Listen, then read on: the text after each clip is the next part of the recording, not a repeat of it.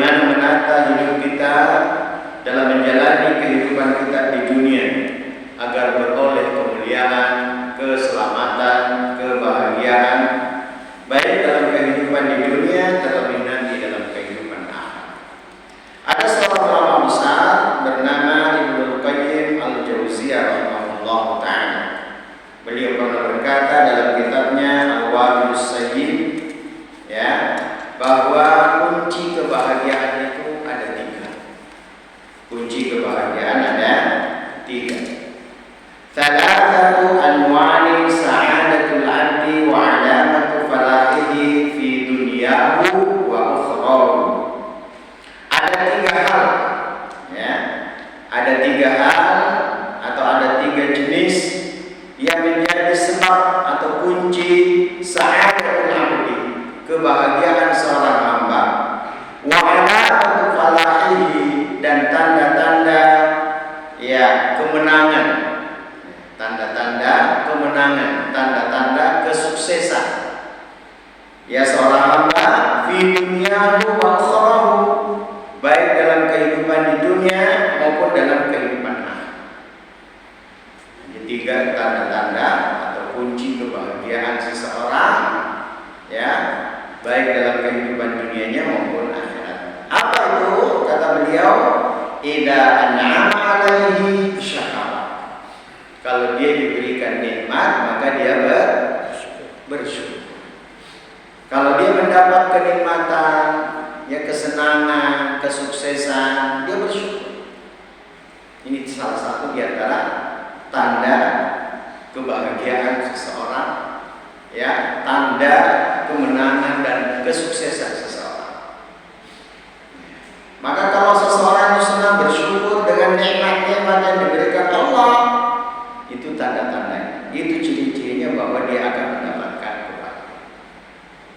Ya. Kemudian yang kedua kata beliau, wa idza berkuliah sabar. Kalau dia mendapatkan ya bala berupa ujian, bencana, musibah, malapetaka atau apapun yang tidak disenangi oleh jiwa, maka dia bersabar. Dia bersabar. Jadi apapun yang dia alami dalam kehidupan di dunia ini, maka senantiasa dia selalu berada dalam kondisi yang positif. Ya. Tidak pernah dia berada dalam kondisi negatif. Kalau dia dapat musibah, dia bersabar. Dia dapat kesenangan, dia bersyukur. Insyaallah. Dan ini hanya terjadi bagi orang-orang yang beriman.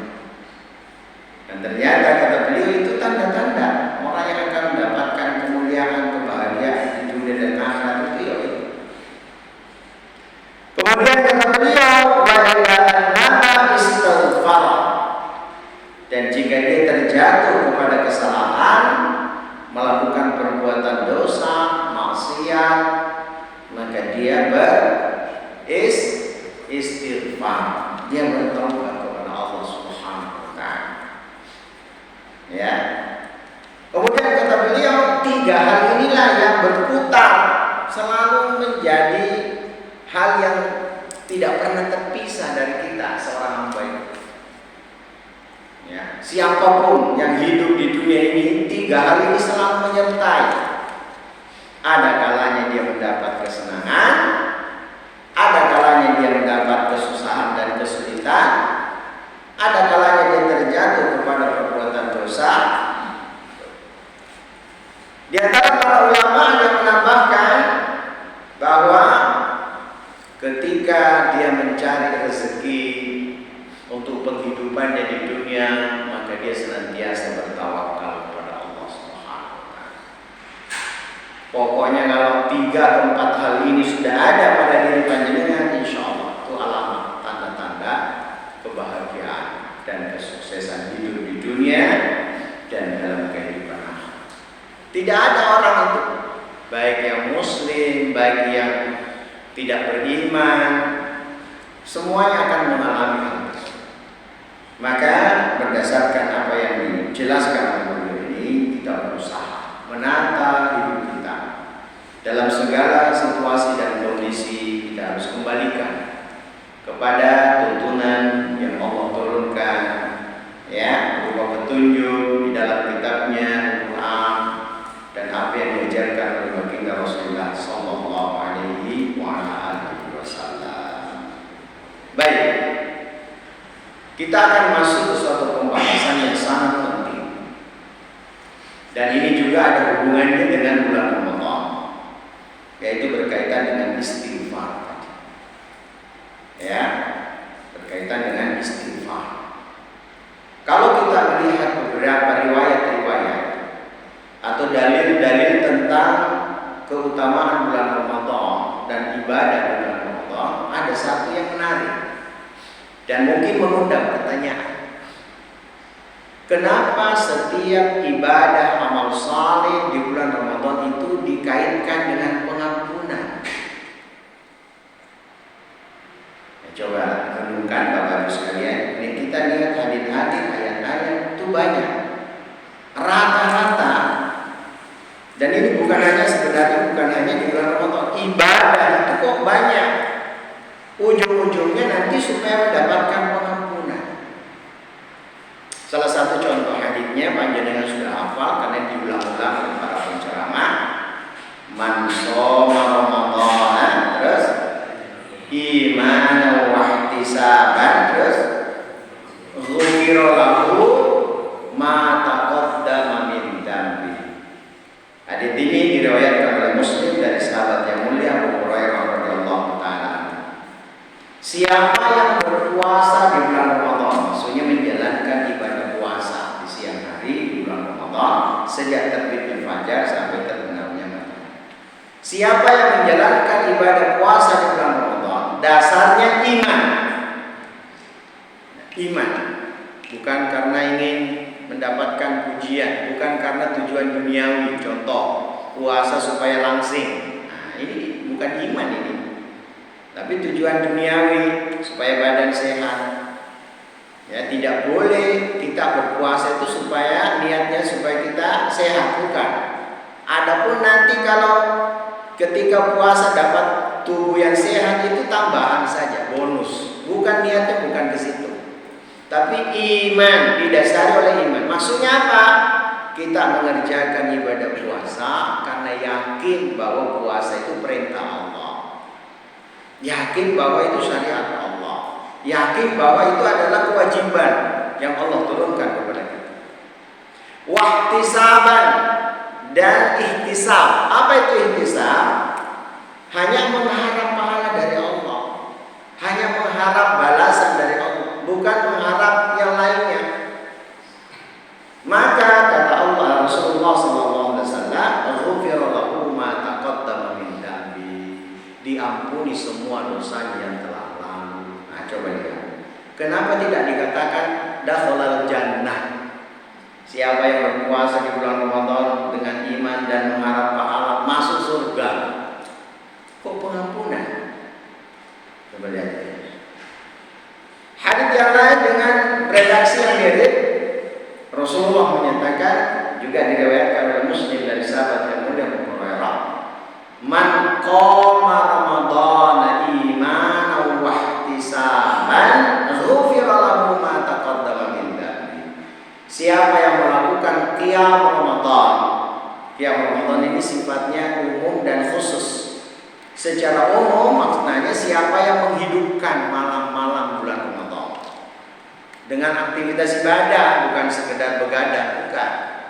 Entah itu baca Quran, entah itu berzikir, entah itu berdoa, entah itu sholat tarawih dan sebagainya, aktivitas ibadah. Siapa yang menghidupkan malam-malam bulan Ramadan atau melaksanakan sholat tarawih secara khusus, diampuni dosanya yang telah lalu. Yang didasari dengan iman dan ihtisab, diampuni dosanya. Kembali pengampunan. Tidak dikatakan di situ dimasukkan ke dalam surga, dijauhkan dari neraka. Ada lagi dengan redaksi yang mirip, juga hadis sahih. Rasulullah SAW bersabda, "Man qama lailatul qadar." Barang siapa yang melaksanakan qiyam Ramadan Qadar, khususan di malam Al-Qadar, malam-malam yang di sana Allah turunkan atau Allah jadikan sebagai malam Al-Qadar, Lailatul Qadar. Sama redaksinya, ghufira lahu ma taqaddama min dzambi, diampuni dosanya yang telah lalu. Kembali pengampunan. Kadang-kadang kita akan heran, semuanya pengampunan. Bahkan dalam hadis yang lain Rasulullah SAW juga pernah bersabda, "Raghima'an rajulin atau abdin," celaka seseorang. Celaka seseorang yang mana dakhala alaihi Ramadan atau ata alaihi Ramadan, mereka datang kepadanya Ramadan atau dia memasuki bulan Ramadan atau Ramadan datang kepadanya. Tsumma salakha, kemudian Ramadan itu berlalu, falam yughfarlah, dan dia belum diampuni dosanya. Mas, pengampunan. Ketika Rasulullah SAW ditanya oleh Aisyah radhiyallahu taala anha, istri beliau, "Wahai Rasulullah, sekiranya saya itu mengetahui bahwa malam itu malam Lailatul Qadar, kira-kira apa yang saya harus ucapkan? Doa apa yang perlu atau yang paling pas untuk saya ucapkan?" Maka Rasulullah SAW mengatakan, "Kuli, ucapkanlah atau berdoalah kepada Allah dengan doa ini." Apa itu? Ya, Allah mengajarkan kepada kita doa yang sangat penting. Doa malam Al-Qadar itu apa? Ada yang ingat? Doa malam Lailatul Qadar. Doa yang sering kita baca, Allahumma innaka afuwun tuhibbul afwa fa'fu anni atau fa'fu anni. Itulah doa yang diajarkan Rasulullah kepada Aisyah. Dan doa inilah yang kita baca di malam-malam Al-Qadar, 10 malam terakhir di bulan Ramadan. Ya, Allahumma innaka afuwun, ya Allah sesungguhnya Engkau Maha Pemaaf. Tuhibbul afwa, suka memaafkan. Maksudnya pemaaf di sini maknanya adalah pengampun, suka mengampuni. Fa'fu anni, maka ampunilah aku, maafkanlah aku. Sekali lagi, pengampunan. Oleh karena itulah dari sini para ulama dan banyak hadis-hadis berkaitan dengan itu. Contohnya hadis yang kita juga sering dengarkan, Rasulullah SAW pernah bersabda, "As-shalawatul khams," salat yang 5 waktu. Wa Ramadan ila Ramadan, Ramadan yang satu ke Ramadan berikutnya. Wal jum'atu ila jum'ah, dalam lafaz yang lain, wal umratu ila umrah, Jumat yang satu ke Jumat berikutnya, umrah yang satu ke umrah berikutnya, mukaffiratun, itu adalah penghapus dosa-dosa. Kembali lagi, artinya jalan untuk mendapatkan pengampunan dari Allah. Karena yang namanya pengampunan, Bapak Ibu sekalian, itu kita mengharapkan satu, dosa kita ditutupi oleh Allah. Kita ketika beristighfar mohon ampun kepada Allah, maknanya adalah supaya dosa kita itu ditutup oleh Allah.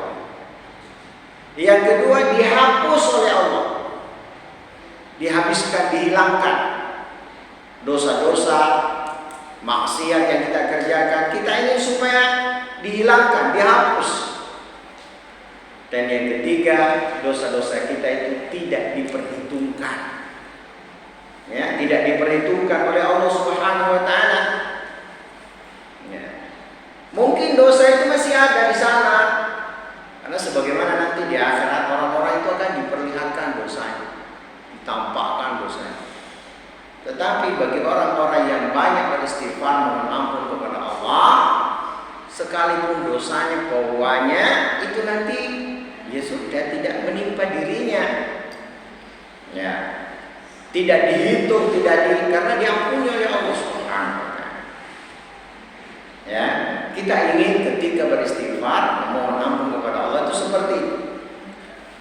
Nah, ketika Allah Subhanahu wa taala tidak atau mengampuni dosa seseorang, maka sangat besar kemungkinan dia ditutupi dosanya, dihilangkan atau dihapuskan, atau tidak diperhitungkan oleh Allah Subhanahu wa taala. Nah, jawabannya apa dari pertanyaan tadi? Para ulama mengatakan bahwa kita itu butuh pengampunan. Semua hamba Allah, khususnya orang-orang beriman, semuanya butuh pengampunan. Kenapa? Karena kalau masih ada dosa yang tidak diampuni oleh Allah, kita tidak bisa masuk surga. Paham sampai sini? Kalau panjenengan kita masih ada dosa yang tidak diampuni oleh Allah, itu nggak bisa kita masuk surga. Nggak bisa. Pasti harus, kalau kita mukmin, orang beriman, muslim, mati dalam keadaan muslim, terpaksa harus dicuci dulu dosanya. Dicuci di mana? Dicuci di mana? Di neraka. Dicuci di neraka. Gak bisa masuk surga itu kalau masih ada dosa. Itulah kenapa kita butuh pengampunan. Insyaallah. Itulah kenapa di antara setiap atau banyak di antara ibadah-ibadah kita ujung-ujungnya pengampunan. Karena ternyata kita memang butuh pengampunan. Kalau tidak diampuni terus gimana kita mau masuk surga? Oh, masih ada dosanya. Orang di surga itu gak ada yang berdosa. Insyaallah. Jadi ini penting sekali Bapak Ibu sekalian. Oleh karena itulah kita harus berusaha bagaimana agar di bulan Ramadan ini benar-benar Allah ampuni kita. Jangan dianggap remeh, jangan dianggap remeh. Kita kejar gimana caranya supaya Allah Subhanahu wa taala mengampuni dosa-dosa kita di bulan Ramadan. Karena ini kesempatan terbatas. Seperti yang saya jelaskan beberapa malam yang lalu, yang namanya musim itu terbatas waktu, nggak selalu ada. Musim durian ya nggak selalu ada, terbatas waktu. Ya, oleh karena itu yang kita kejar itu ya benar pengampunan setiap saat. Dan jalan untuk meraih pengampunan itu ya banyak. Jalankan ibadah, amal saleh, menghindari perbuatan dosa dan maksiat, dan yang paling utama adalah banyak-banyak istighfar. Maka di bab yang ke-371 di kitab Riyadhus Shalihin ini, ya, Imam Nawawi menuliskan tentang pentingnya kita beristighfar. Beliau mengangkat banyak sekali ayat-ayat Al-Quran dan hadits-hadits Rasulullah berkaitannya. Satu hal yang ingin saya ingatkan bahwa istighfar itu benar-benar mengundang, ya, di samping tadi mendapatkan pengampunan dosa, juga mengundang keberkahan, baik dalam kehidupan di dunia, juga nanti dalam kehidupan akhirat. Jadi kalau panjenengan rajin istighfar itu, insya Allah kehidupan kita itu akan mendapatkan banyak keberkahan. Padahal kalau kita lihat istighfar itu tidak ada hubungannya dengan permintaan. Misalnya kita minta kesehatan, minta harta, rezeki yang luas, kelihatan itu nggak ada hubungannya. Tapi boleh jadi dengan istighfar itu Allah lancarkan rezeki kita, Allah beri jalan keluar dari persoalan hidup kita, Allah mudahkan urusan-urusan kita. Padahal tidak ada hubungannya secara langsung. Tapi begitulah Allah Subhanahu wa taala menjadikan istighfar itu jalan untuk meraih keberkahan. Dikisahkan dalam tafsir Al-Qurtubi, tafsir yang sangat terkenal, ya, bahwa suatu saat ada seorang yang mengadukan masalahnya kepada seorang ulama tabi'in yang sangat terkenal, yaitu Al-Hasan Al-Basri rahimahullah ta'ala. Suatu saat orang itu datang mengadukan keadaan. Dia berkata, "Wahai Imam, tolong doakan kami, ya. Atau bagaimana kami berdoa kepada Allah tentang kondisi yang kita hadapi, masa paceklik, kekeringan yang berkepanjangan, tanaman-tanaman tidak bisa tumbuh, hasil panen tidak jadi, ya, timbul kelaparan dan berbagai macam perkara yang lainnya. Maka tolong, apa yang kami lakukan, doa apa yang kami panjatkan? Apa kata Imam Hasan Al-Basri? Beristighfarlah kepada Allah. Disuruh istighfar, bukan disuruh ya, minta berdoa, ya Allah turunkanlah hujan, ya Allah banyakkan rezeki, ya Allah. Bukan. Tapi disuruh apa tadi? Istighfar.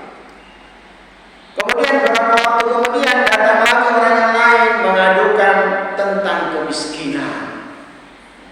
Mungkin karena tadi kondisi alam dan sebagainya, akhirnya banyak kaum muslimin atau manusia yang terjatuh kepada kemiskinan, kemelaratan, kefakiran. Ya. Kemudian beliau pun memberi solusi, yaitu Imam siapa tadi? Imam siapa tadi? Hasan Al-Basri. Beliau memberi solusi, beristighfarlah kepada dua kali. Persoalannya beda. Yang tadi itu masalah paceklik, yang sekarang masalah kemiskinan. Juga disuruh untuk beristighfar. Kemudian datang lagi orang yang orang ini sudah lama menikah, belum punya anak.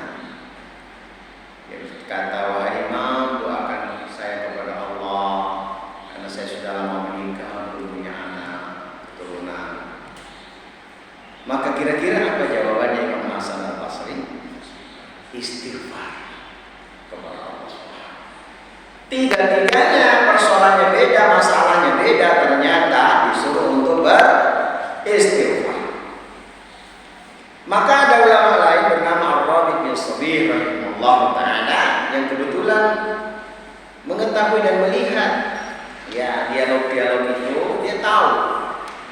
Dia bertanya kepada Imam Hasan Al-Basri, wahai Imam, kenapa engkau menyuruh mereka semua beristighfar? Yang ini masalahnya ini kok suruh istighfar, yang ini masalahnya ini kok disuruh istighfar? Maka apa jawaban beliau? Imam Hasan Al-Basri rahimahullah ta'ala, beliau mengatakan, aku tidak mengatakan itu dari diriku sendiri, bukan karena bukan karena pikiran saya sendiri, bukan. Itu sungguh datang dari firman Allah Subhanahu wa ta'ala dalam surat Nuh ayat 10 sampai 12. Nanti lihat ya, surat Nuh ayat 10 sampai 12. Allah Subhanahu wa ta'ala berfirman, "Wa qultu astaghfiru rabbakum." Maka aku, kata Nabi Nuh, memerintahkan kepada kaumku atau berkata kepada kaumku, beristighfarlah kepada Rabb kalian. Nah, ini ajaran Nabi Nuh yang diwahyukan oleh Allah kepadanya, disampaikan kepada kaumnya. Wahai kaumku, beristighfarlah kalian kepada Allah Subhanahu wa ta'ala. Innahu kana ghaffara, karena sesungguhnya Allah Subhanahu wa ta'ala itu Maha Pengampun. Yursilis samaa 'alaikum midrara, niscaya Allah Subhanahu wa ta'ala akan menurunkan kepada kalian hujan yang lebat dari langit.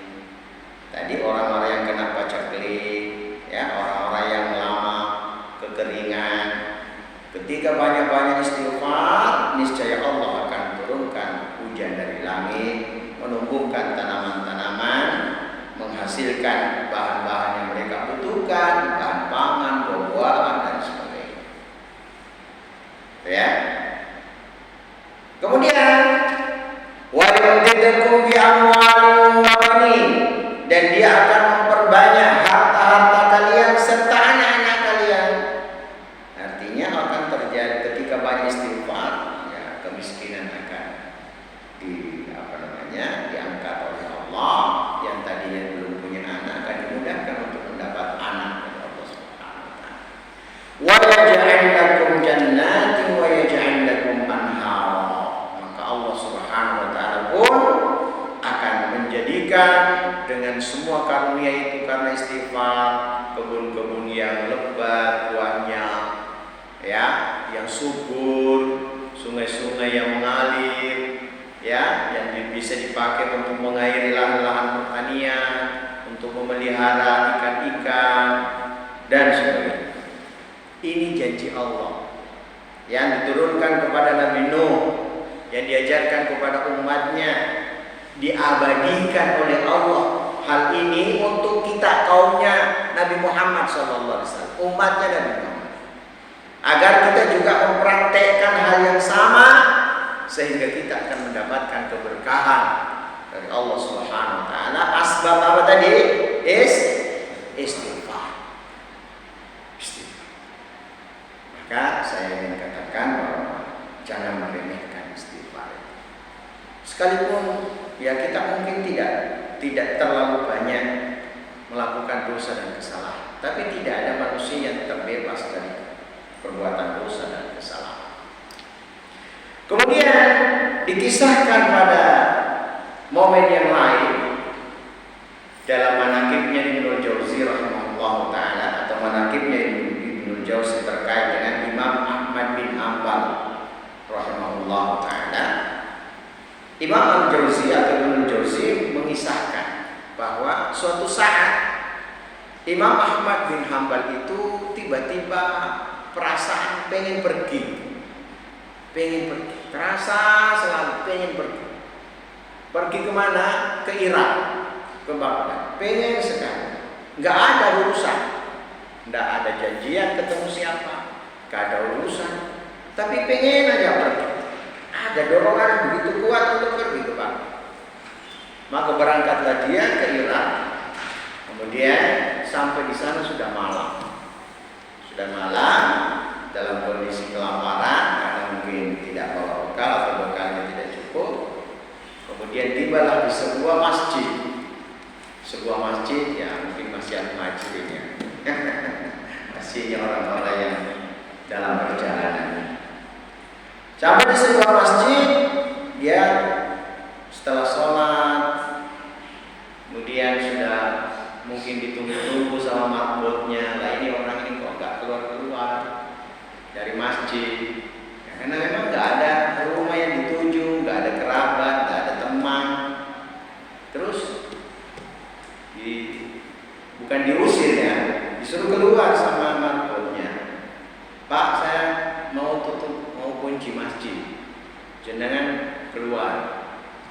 Terus dia izin. Nah, saya ini musafir, tidak ada rumah, tidak ada kerabat, tidak ada teman, tidak ada kenalan. Bolehkah saya tidur di masjid? Apa kata marbot? Oh, nggak boleh, boleh tidur di masjid. Oh, kalau begitu di teras saja, di teras luar saja, nggak usah di dalam, di luar saja, nggak apa-apa. Juga nggak boleh kata marbot. Juga nggak boleh tidur di teras. Sudah pergi dari sini, nggak boleh di sini. Allah a'lam apa maksudnya, tapi yang jelas tidak boleh. Kemudian sudah tidak ada tujuan, dia berjalan. Kemudian dia melihat masih ada lampu hidup di kalangan penduduk. Dia mampir, ternyata rumah seorang penjual roti. Rumah seorang penjual roti. Mampirlah dia di situ. Dia tanya, Bapak, apa boleh saya tinggal di sini?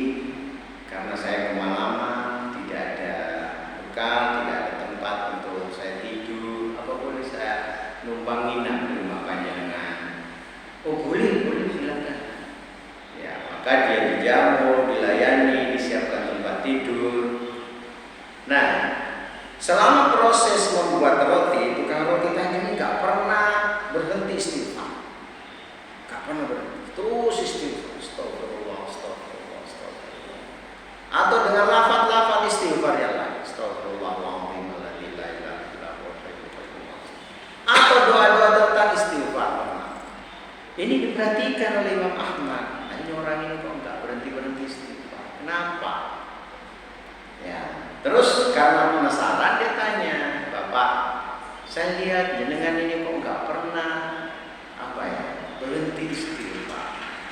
Kira-kira selama jenengan melakukan ini, istighfar ini, apa yang jenengan dapatkan? Maka jawaban Pak pembuat roti tadi, oh semua sudah saya dapat. Semua keinginan saya semua sudah tercapai. Apa yang saya inginkan dengan istighfar untuk dunia saya, untuk semuanya sudah saya dapat. Keberkahan rezeki, keberkahan anak-anak, keturunan, semuanya sudah saya dapat dengan istighfar. Tinggal satu yang belum. Apa itu? Kata Imam, saya ingin sekali ketemu dengan Imam Ahmad. Dia tidak tahu kalau yang di depannya Imam Ahmad itu sudah. Saya ingin sekali ketemu dengan Imam Ahmad. Maka Imam Ahmad mendengar hal itu, dia tiba-tiba berucap, Masya Allah. Apa Pak? Kok sampai mengucap Masya Allah? Nah itu tadi, saya diusir marbot masjid. Diusir marbot masjid. Diusir gak boleh tidur di masjid. Ternyata itu mungkin jalannya Allah diberikan kepada saya supaya bisa ketemu dengan saya ini Ahmad. Saya inilah Ahmad bin Hanbal. Intisar tentang bagaimana keberkahan istighfar. Maka jangan sampai kita meremehkan hal-hal seperti itu. Khususnya di bulan Ramadan ini. Rasulullah SAW pernah bersabda dalam sebuah hadis. Hadis ini dinyatakan sanadnya sahih oleh Al-Hakim dan Imam Syakir. Dari Ibnu Abbas radhiyallahu ta'ala anhu, Rasulullah bersabda, "Man aktsara minal istighfar." Barang siapa yang memperbanyak istighfar, ja'alallahu lahu min kulli hammin faraja. Maka Allah Subhanahu wa ta'ala akan memberikan jalan keluar dari kesedihannya. Ya, jadi ketika seorang bersedih karena sesuatu yang luput darinya tidak tercapai atau mendapatkan berbagai macam kendala, musibah, apapun dalam kehidupannya, maka Allah akan berikan kemudahan dan jalan keluar. Wa min kulli dhiqin makhraja, dan dari segala kesempitannya, ya maksudnya kesempitan rezeki, Allah Subhanahu wa ta'ala akan memberikan jalan keluar dari kesempitannya itu. Wa razaqahu min haitsu la yahtasib, dan Allah Subhanahu wa ta'ala akan memberikan rezeki dari arah yang tidak disangka-sangka. Seperti kemuliaan atau keutamaan, keberkahan dari istighfar. Maka sekali lagi saya ingin menasihatkan pada diri saya dan kita semuanya, tidak ada ruginya kita itu istighfar. Ya, karena kita ini menyadari kita ini banyak dosa, Bapak Ibu. Sekiranya Allah tunjukkan dosa kita itu, orang gak akan mendekat sama kita karena banyaknya dosa kita. Sekiranya dosa kita itu seperti sesuatu yang berbau, bau busuk, gak ada orang yang mau dekat-dekat dengan kita. Kenapa? Kita banyak dosa. Jangankan kita, Rasulullah SAW yang sudah jelas-jelas diampuni dosanya yang telah lalu dan yang akan datang, dijamin oleh Allah. Ternyata istighfarnya pada setiap hari minimal berapa? 70 kali beliau istighfar minimal, bahkan sampai 100 kali, bahkan sampai lebih, sebagaimana datang riwayat hadis-hadis Rasulullah SAW diriwayatkan oleh Bukhari dari sahabat yang mulia Abu Hurairah radhiyallahu ta'ala anhu. Rasulullah bersabda, ya, Rasulullah menyatakan bahwa beliau itu beristighfar 70 kali setiap hari. Wallahi, demi Allah, kata beliau, inni la astaghfirullah, sesungguhnya aku ini senantiasa beristighfar kepada Allah, wa atubu ilaih, dan bertaubat kepadanya, fil yaumi aktsara min 70 marrah, pada setiap hari itu lebih daripada 70 kali. Rasulullah dijamin yang mendosa. Dalam rapat yang lain beliau menyatakan, ya ayuhan nas, wahai manusia,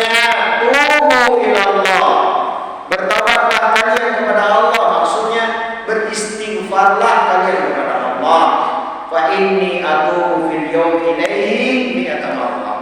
Karena sesungguhnya aku benar-benar bertobat kepada Allah, yakni beristighfar 100 kali setiap hari. Insyaallah. Ya, jadi ini menunjukkan betapa kita diberikan oleh Allah Subhanahu wa taala suatu kesempatan untuk memperbanyak istighfar. Karena kita banyak dosa. Ya, kita semua banyak dosa. Kita anak keturunan Adam sudah. Fi mahallil khata' wa nisyan. Tempatnya berbuat dosa dan lupa. Kita ini anak keturunan Adam. Kullu bani Adam, kata Rasulullah. Semua anak keturunan Adam khata'un, pasti melakukan kesalahan. Pasti melakukan perbuatan dosa besar atau kecil. Wa khairul khata'ina at-tawwabun, dan sebaik-baik orang yang berbuat dosa itu adalah mereka-mereka yang selalu bertaubat kepada Allah Subhanahu wa taala. Maka saya katakan tadi, dosa kita ini banyak. Dosa dengan lisan kita, dengan mata kita, dengan telinga kita, ya, dengan tangan dan seluruh anggota tubuh kita banyak. Bahkan pikiran kita yang memikirkan hal-hal yang negatif, banyak dosa kita. Ya.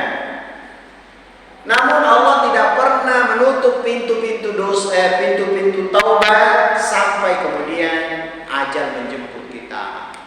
Ketika nafas sudah sampai di kerongkongan, ya, barulah tertutup pintu taubat. Ya. Jadi Allah sudah tidak terima taubatnya seseorang. Istilahnya nyawa itu tinggal di sini, kaki sudah dingin, badan sudah dingin, perut sudah dingin, tinggal di sini, baru mau bertaubat. Allah ampuni dosaku ya Allah. Tidak ada. Atau matahari sudah terbit dari badan, nah itu sudah baru tertutup pintu taubat. Rasulullah Shallallahu Alaihi Wasallam dalam sebuah hadits yang sahih diriwayatkan oleh Muslim, beliau mengatakan, ya ibadi, wahai hamba-hambaku, innakum tukhti'una bil-laili wan-nahar, sesungguhnya kalian itu melakukan perbuatan dosa dan kesalahan siang dan malam. Wa ana aghfiru dzunuba jami'a, namun aku, kata Allah Subhanahu wa taala, akan mengampuni semua dosa. Fastaghfiruni, syaratnya ya beristighfarlah kepadaku. Banyak-banyak beristighfar, mohon ampun kepadaku. Aghfir lakum, maka aku, kata Allah, akan mengampuni dosa. Masya Allah. Ya, jadi coba lihat ini betapa luas pengampunan Allah Subhanahu wa taala. Ya.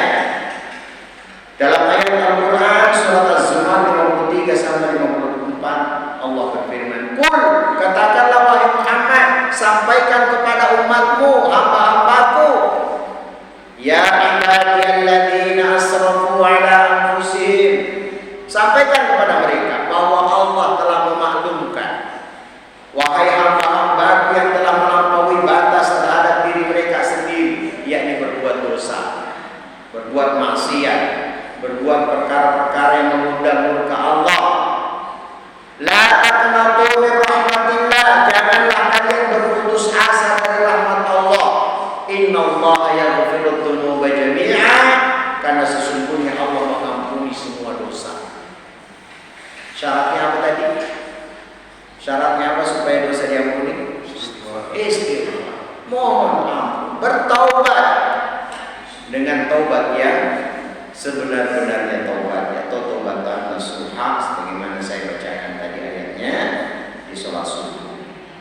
Innahu huwal ghafurur rahim, sesungguhnya Dia, Allah Subhanahu wa taala, Maha Pengampun lagi Maha Penyayang.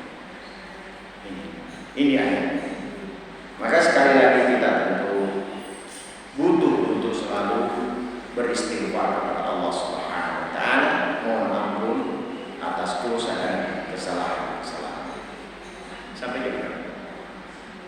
Sampai suruh. 3 menit. Ya. 3. sampai 3 menit. Oh, kurang ya. Saya akan membacakan sebuah hadis Rasulullah sallallahu alaihi wasallam. Diriwayatkan dari sahabat yang mulia Anas bin Malik radhiyallahu taala anhu qala sami'tu Rasulullah sallallahu alaihi wasallam yaqul. Dari sahabat yang mulia Anas bin Malik radhiyallahu taala anhu dia berkata, aku mendengar Rasulullah sallallahu alaihi wasallam bersabda, qala Allah tabaraka wa taala. Allah Subhanahu wa taala berfirman. Kalau ada hadis bunyinya seperti ini, berarti hadis apa itu? Hadis kursi. Ya bani Adam, wahai anak keturunan Adam, wahai manusia, innaka ma da'utani wa rajautani ghafartu laka ala ma kana fika wa la ubali. Wahai anak Adam, sesungguhnya selama engkau berdoa kepadaku, berharap kepadaku, niscaya aku akan mengampuni dosa-dosamu yang telah engkau lakukan. Sebanyak apapun aku tidak peduli. Siapa yang mengatakan ini? Siapa yang mengatakan? Allah Subhanahu. Coba lihat.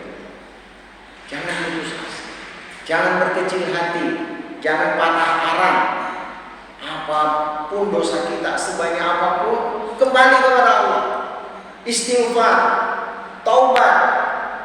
Insya Allah, Allah tidak akan pernah menutup, ya. Menutup artinya pintu-pintu taubat. Dia akan menerima taubat seorang hamba. Kemudian dalam lanjutan hadis tersebut, ya bani Adam, wahai anak keturunan Adam, law balagta dzunubaka ananas sama. Seandainya dosa-dosamu itu setinggi awan-awan di langit, ya. Jadi dosamu setinggi awan-awan di langit. Tumastaghfartani, kemudian kalian beristighfar kepadaku, ghafartu laka wala ubali, maka aku akan mengampuni dosa-dosamu dan aku tidak peduli. Walaupun banyak setinggi langit, setinggi awan-awan di langit dosa kita, tapi kalau kita istighfar, Allah akan ampuni dosa kita. Kemudian Allah menyatakan lagi, ya bani Adam, wahai anak keturunan Adam, innaka law ataitani bi qurabil ardi khataya. Sekiranya engkau datang kepadaku dengan dosa sepenuh bumi, tsumma laqitani la tusyriku bi syai'a, namun engkau datang dengan menemuiku dalam keadaan tidak menyekutukan aku dengan sesuatu apapun, la ataituka bi qurabiha maghfirah, maka aku akan datang kepadamu dengan ampunan yang semisal dengannya. Artinya sebanyak, ya, sepenuh bumi juga atau bahkan lebih, karena Allah Subhanahu wa taala Maha Pengampun lagi Maha Penyayang. Selesai hadisnya. Maka saya ingin mengingatkan, ini kesempatan. Ya, ini kesempatan. Dan kesempatan ini tidak selalu ada. Mari kita memaksimalkan kesempatan ini dengan sebaik-baiknya, khususnya di bulan suci Allah.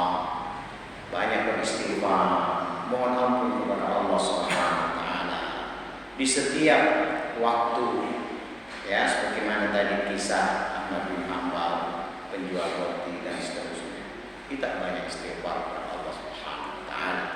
Mudah-mudahan dengan usaha dan ikhtiar kita banyak beristighfar, memohon ampun, maka Allah akan ampuni semua dosa-dosa kita, khususnya di bulan suci Ramadan ini, dan menjadi jalan bagi kita untuk mendapatkan keberkahan, kemuliaan, baik dalam kehidupan dunia, terlebih nanti dalam kehidupan akhirat.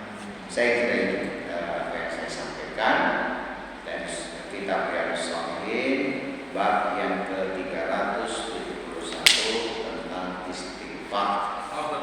Ya, silakan. Ya, dari sabda Rasulullah yang disampaikan pembahasan awal. Iya.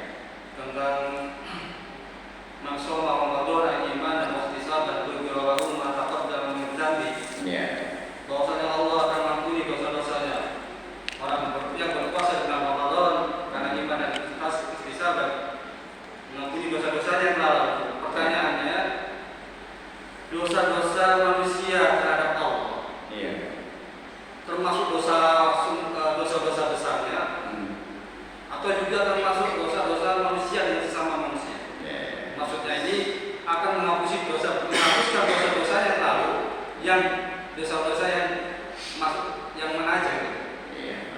apakah ada perkecualian dosa yang tidak masuk dalam kriteria sabda Rasulullah itu? Iya. Baik.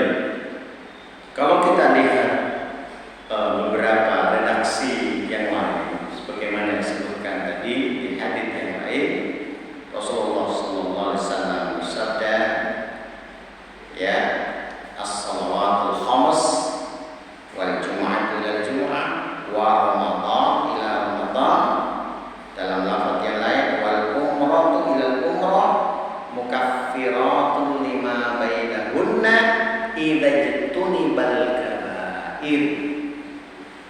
Ya, maka menjadi penghapus dosa yang ada di antaranya, ya, selama dijauhi dosa-dosa besar.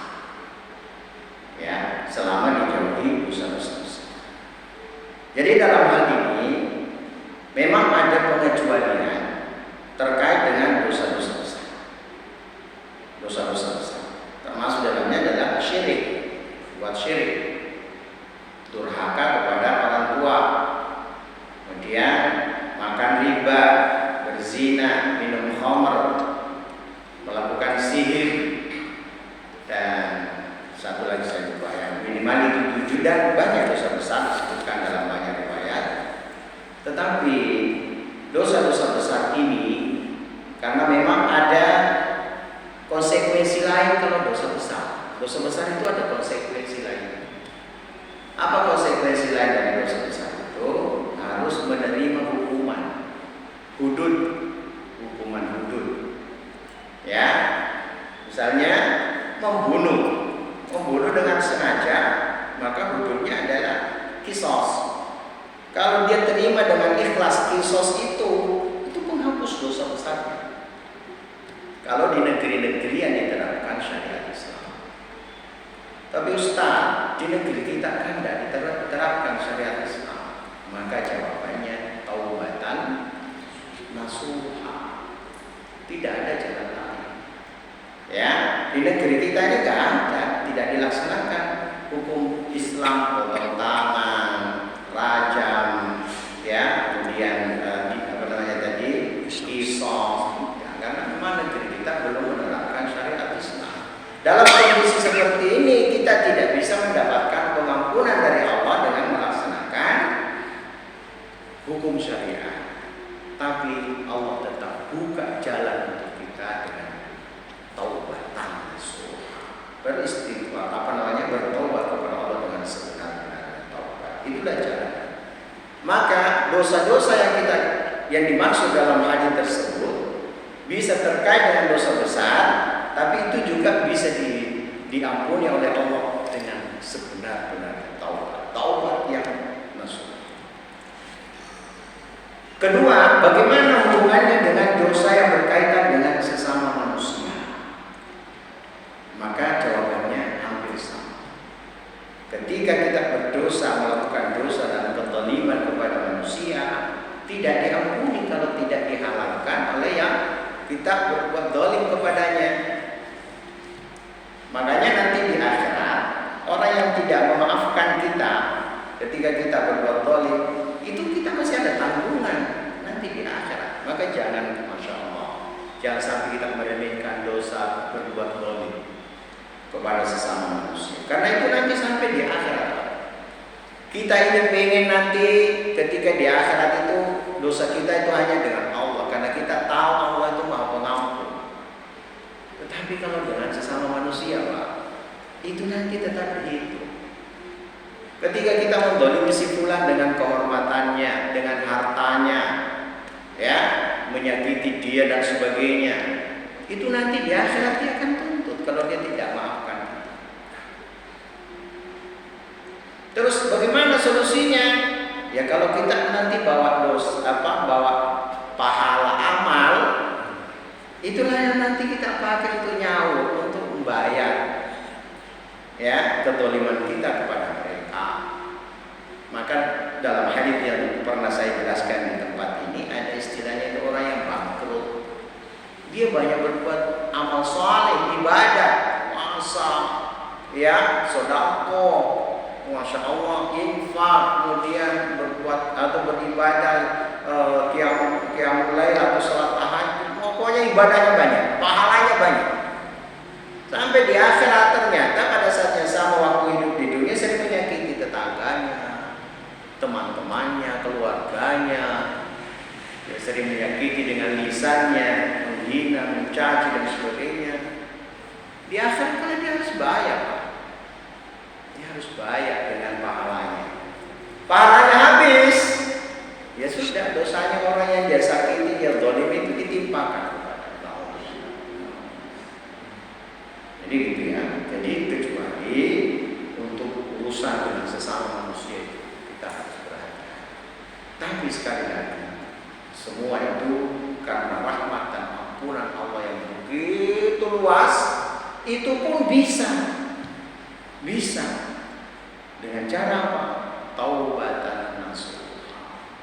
Karena kalau misalnya yang pernah kita sakiti sudah meninggal, sudah tidak ada, gimana kita minta maaf kalau sudah tidak ada? Ya, maka kata para ulama, di samping kita banyak istighfar, mohon ampun, kita juga doakan orang yang pernah kita sakiti. Kita doakan, mohonkan ampun mereka. Itu salah satu cara supaya Allah Subhanahu wa taala mengampuni dosa kita terhadap dirinya, ya. Allah Subhanahu wa taala menghapus dosa-dosa kita terhadap orang yang pernah kita bahaya, menzalimi orang, ya, harus kita minta kehalalan. Makanya Rasulullah SAW pernah bersabda, saya lupa maknanya begini, wahai manusia, mintalah kehalalan dari perbuatan dosa yang pernah kau lakukan terhadap sesamamu atau terhadap saudaramu sebelum tiba suatu waktu di mana tidak berguna lagi dirham maupun dinar. Tak ada lagi, Pak. Biar uangmu setumpuk, ya, uangmu banyak sekali dalam kehidupan di dunia ini, tak ada nilainya di akhirat. Yang ada nilainya itu pahala, ya, pahala ibadah manusia. Mudah-mudahan Allah Subhanahu wa taala menjadikan Ramadan tahun ini sebagai Ramadan terbaik kita semuanya. Allah menerima semua ibadah, amal saleh dan ketaatan kita. Allah ampuni semua dosa-dosa kita. Allah tinggikan derajat kita, khususnya dalam kehidupan akhirat. Barakallahu fikum wa jazakumullahu khairan. Allahumma inna nas'aluka ilman nafi'an wa rizqan thayyiban wa amalan mutaqabbala. Subhanallahumma wa bihamdika asyhadu an la ilaha illa anta astaghfiruka wa atubu ilaik. Assalamualaikum warahmatullahi wabarakatuh. Waalaikumsalam warahmatullahi wabarakatuh.